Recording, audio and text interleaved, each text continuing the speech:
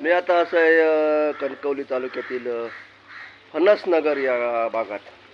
कणकवली असून एक 2-3 किलोमीटर असा, कणकवली 2-3 किलोमीटर पुढे राहिली फणसनगरात असं आहे. आणि ह्या एक नारळाचा झाड असा, भला मोठा झाड असा. पण झाला काय, भोग्याने त्याची सुई खालेली असा आणि हा झाड नष्ट झालेला असा. आणि त्या तोडूसाठी आज आम्ही गेले असतो. थोडाफार रिस्कीच असा कामा, कारण खाली वटा लादी असा, मालकांचा म्हणणं असा लादी फुटता नाही. आणि वरती चांगले नारळ धरलेले असत, शाळी असत. आणि शाळी पण त्यांका वही असत, कारण शाळी जर खाली टाकल्यावर तर फुटतली शाळी. आणि वरसून पूर्णपणे बारीक करूचो असा, जसे आपण तुकडे करतो तसे.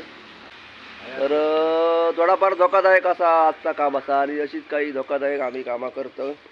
आत्ता झाड या मृत झालेला असा, काही झाडं आम्ही जिवंत तोडतो, जी भविष्यात धोकादायक ठरतील, किंवा घराचा किंवा जीवितहानी किंवा वित्तहानी होऊ शकता, म्हणून आम्ही झाडं तोडतो. आणि ह्या पण झाड तशाच पद्धतीत असा, पावसात जर कुजला तर घरावर पडा शकता.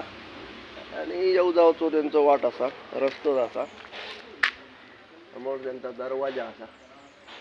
तर बघूया आपला आता या काम कसा होता. तर व्हिडिओ शेवटपर्यंत बघा. आणि मला काम तुमका आवडलं तर एक लाईक नक्कीच करा आणि आशीर्वाद चांगलं द्यावा. धन्यवाद.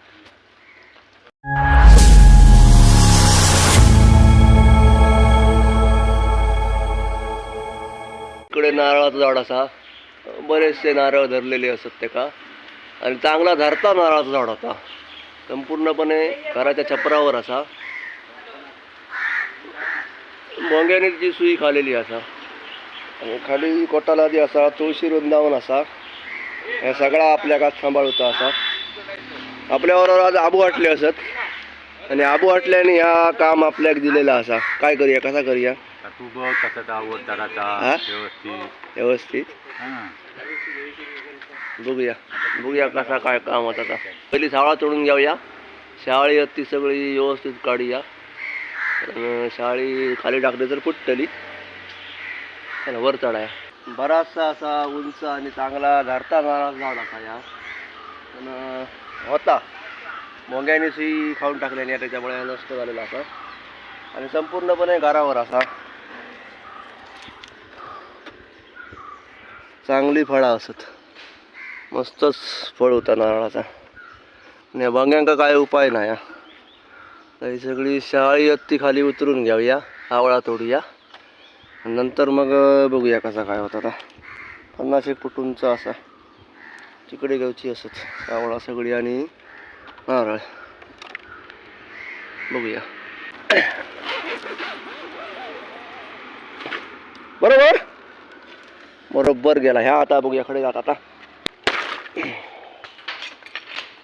या बघूया कडे जात आता.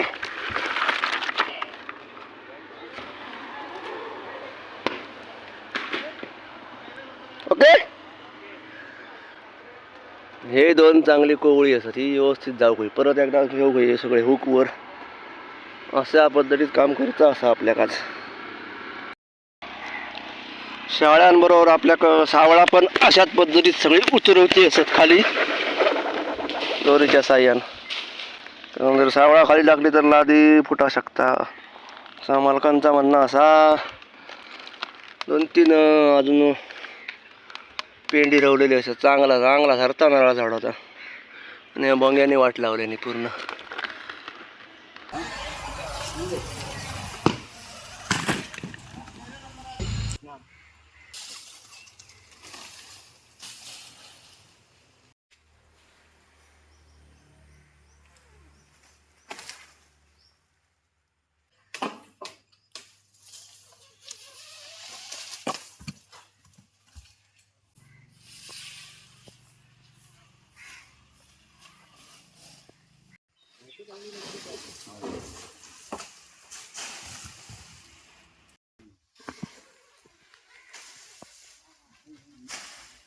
सावळा आणि शहाळी संपूर्णपणे उतरून काढलं.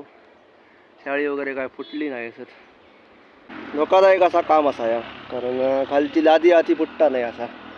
बघूया कसा काय होता कामता. बाजू करा तू, बाजू करा,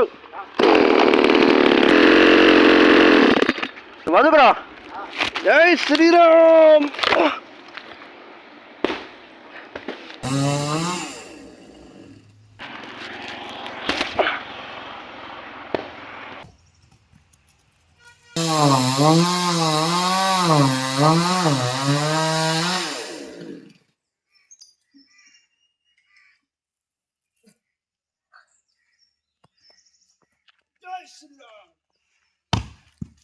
बरोबर टाकला आता.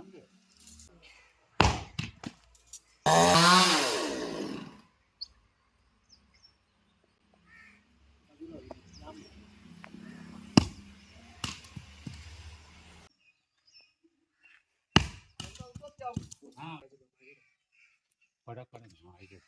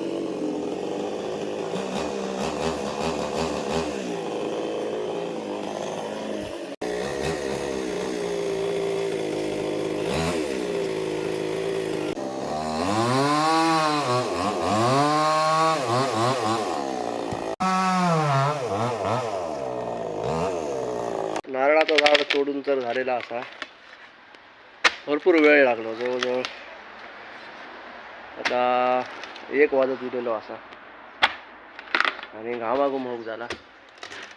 भोंग्याने सुई खालेली होती आणि पावसात कुजानं घरावर पडणार असता आणि घरावरचा नुकसान होणार असता असं मालकांचं म्हणणं.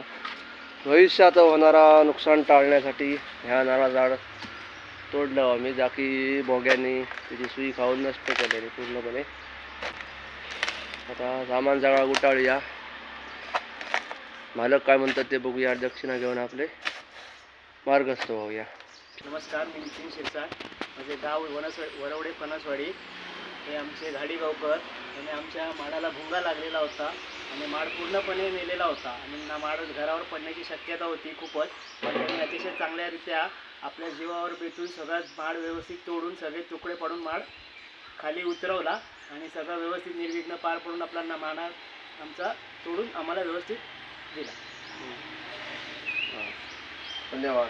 तुम्ही काय पाठा आम्ही पाया पडतो. आशीर्वाद चांगले राहा. चला, धन्यवाद. या असेच कधी.